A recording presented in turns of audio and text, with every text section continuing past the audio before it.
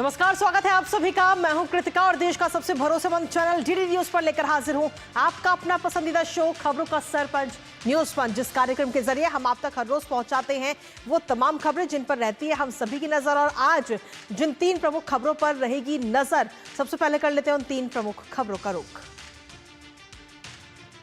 तो आज न्यूज पंच के जरिए सबसे पहली और प्रमुख खबर होगी राज्यसभा से जुड़ी। जी हां, कर्नाटक मुस्लिम आरक्षण पर कांग्रेस खिड़ती हुई नजर आ रही है और इसको लेकर राज्यसभा में आज हंगामा देखने को मिला है, जिसके बाद में 2 बजे तक के लिए राज्यसभा को स्थगित भी कर दिया गया। आखिर किसकी तरफ से क्या कुछ कहा गया है बताएंगे विस्तार से आपको। और आखिर कर्नाटक मुस्लिम आरक्षण, कर्नाटक में जो मुस्लिम आरक्षण लाया गया उसमें क्या कुछ विधान है बताएंगे विस्तार से आपको इस पूरी खबर के बारे में। साथ ही जो दूसरी प्रमुख खबर है वो है नागपुर से जुड़ी। जी हां, जहां पर मास्टरमाइंड के घर को जमींदोज कर दिया गया। हालांकि इससे पहले उसे 24 घंटे का नोटिस भी दिया गया था, लेकिन नोटिस देने के साथ ही यह भी कहा गया था कि या तो आप इस घर को खुद ही गिरा दें, नहीं तो इस घर को जमींदोज कर दिया जाएगा। और उसके बाद में आज कार्रवाई की गई। आखिर ये मास्टरमाइंड कौन है और किस कारणों की वजह से हुई कार्रवाई बताएंगे विस्तार से आपको।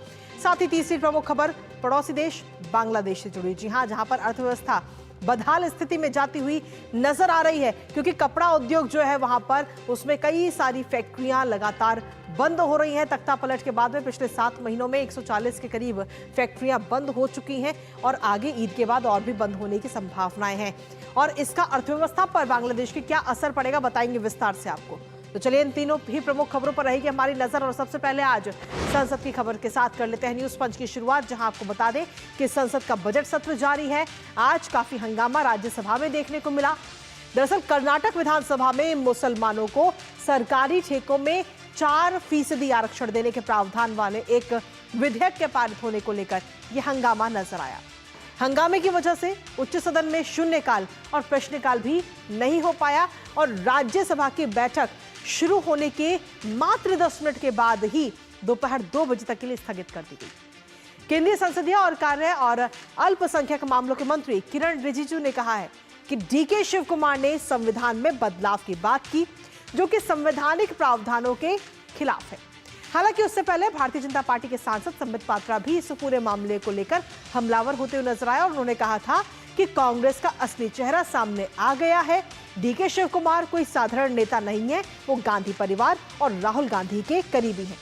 आखिर ये विधेयक क्या है जिस पर पूरा बवाल मचा हुआ है बताएंगे आपको विस्तार से। साथ ही उससे पहले आपको बताते हैं कि आज राज्यसभा में सत्ता पक्ष ने विपक्ष को किस तरह घेरा है। तो आइए आपको सुनाते हैं कि किसकी तरफ से क्या कुछ कहा गया। Government has passed a bill granting 4% of reservation to minorities and in public contracts। Chief minister ने स्टेटमेंट दिया है हाउस में कि जरूरत पड़ेगी तो हम संविधान को भी बदलेंगे। This is a very serious matter और ये लोग बड़े संविधान के रक्षक बनते हैं और ये लोग संविधान की रक्षा करने की बात सारे देश को बताते हैं, ढोल पीटते हैं, वो संविधान की धज्जियां उड़ाते हैं। ये इसके लिए हम रोज करते हैं। 1947 में सरदार पटेल जी और पूरे संविधान सदन ने उस समय रिलीजियस रिजर्वेशन को खारिज किया था।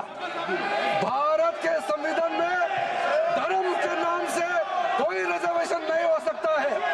आज कांग्रेस पार्टी का संवैधानिक पद पर बैठ करके वरिष्ठ नेता जब बोलता है कि संविधान को बदलाया जाएगा मुसलमानों को रिजर्वेशन देने के लिए, ये हम मंजूर नहीं हो सकता है। कांग्रेस पार्टी बाबा साहब का नाम लेकर के संविधान किताब को जेब में हाथ में लेकर के नाटक करते हो, मैं उसका निंदा करता हूँ। देश का संविधान जो डॉक्टर बाबा साहब अम्बेडकर ने बनाया वो कोई बदल नहीं सकता। रिजर्वेशन भी कोई खत्म नहीं कर सकता और उसकी रक्षा के लिए हम कन्याकुमारी से कश्मीर तक हमने पूरा भारत जोड़ो यात्रा की। ये भारत तोड़ो करने वाले ये देश के संविधान को बचाने वाले हम लोग हैं। तो मुस्लिम आरक्षण पर किस तरह हंगामा आज देखने को मिला वो हमने आपको बताया, लेकिन आखिर ये हंगामे के पीछे वजह क्या है, आखिर क्या है वो विधेयक जिस पर ये पूरा बवाल मचा हुआ है, वो भी आपको बताते हैं। दरअसल कर्नाटक सरकार ने विधानसभा में विधेयक ये पेश किया जिसके बाद में इसको पेश करने के बाद में विधेयक में मुस्लिम समुदाय के लिए 4% आरक्षण की व्यवस्था इसमें की गई, जिसे सिरे से नकारा जा रहा है भारतीय जनता पार्टी की तरफ से। और आरक्षण जो कि धर्म के आधार पर दिया जा रहा है, इसको लेकर तमाम सवाल खड़े किए जा रहे हैं और घेरा जा रहा है। साथ ही आपको बता दें कि सार्वजनिक ठेकों में 4% आरक्षण देने की व्यवस्था इस विधेयक में की गई है। सार्वजनिक ठेके जो दिए जाते हैं सरकार की तरफ से, उसमें मुस्लिमों को 4% आरक्षण देने की व्यवस्था की बात इसमें कही गई है। इसके साथ ही आपको बता दें कि 2 करोड़ रुपए तक के सिविल कार्यों में आरक्षण का भी प्रावधान इसमें रखा गया है। साथ ही 1 करोड़ रुपए तक के वस्तु सेवा ठेकों में मुस्लिमों के लिए आरक्षण। तो सीधे तौर पर हम देखें तो मुस्लिमों के लिए क्या कुछ व्यवस्था की गई, उसको लेकर के पूरा विधेयक है।